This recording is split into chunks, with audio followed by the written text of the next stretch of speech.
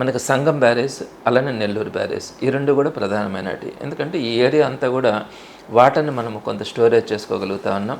మనకి drinking water కానీ అలానే కల్టివేషన్కి కానీ ఈ రెండు కూడా మనకి ఈరోజు చాలా సపోర్ట్గా ఉంటున్నాయి. ఈ రెండింటిని కూడా ప్రారంభించింది ఎవరు? ఆ రోజు రాజశేఖర రెడ్డి గారు ప్రారంభించారు. కంప్లీట్ చేసింది ఎవరు? దాన్ని కంప్లీట్ చేసినటువంటిది జగన్మోహన్ రెడ్డి గారు కంప్లీట్ చేసి దాన్ని రెండింటిని కూడా రెండు కూడా ఇనాగ్రేట్ చేసినటువంటిది మనం చూసాం. అంటే రాజశేఖర రెడ్డి గారు అంటే కాంగ్రెస్ పార్టీ, రాజశేఖర రెడ్డి గారు వైసీపీ కాదు. అంటే అఫ్కోర్స్ నేను చంద్రబాబు నాయుడు గారు అయితే కాదు కదా. నేను రాజశేఖర రెడ్డి గారిని నేను మీరు కాంగ్రెస్ అంటారా లేకుంటే వైఎస్ ఫ్యామిలీ అంటారా అన్నది సెకండరీ. చంద్రబాబు నాయుడు గారు అయితే కాదు. చంద్రబాబు నాయుడు గారు సుమారుగా అప్పుడు ఒక 14 సంవత్సరాలు, తర్వాత ఒక 5 సంవత్సరాలు ఇవన్నీ కూడా సీఎంలుగా చేసినా కూడా కేవలం రాజశేఖర రెడ్డి గారు ఒక ఫైవ్ ఇయర్స్ అక్కడ ఆయన పనిచేయడం, ఈయన ఒక 5 ఇయర్స్ చేస్తున్నారు.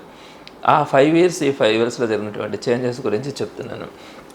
ఇట్లా ఇన్ని మార్పులు కూడా ఒక నెల్లూరు సిటీనే తీసుకుందాం అనుకోండి.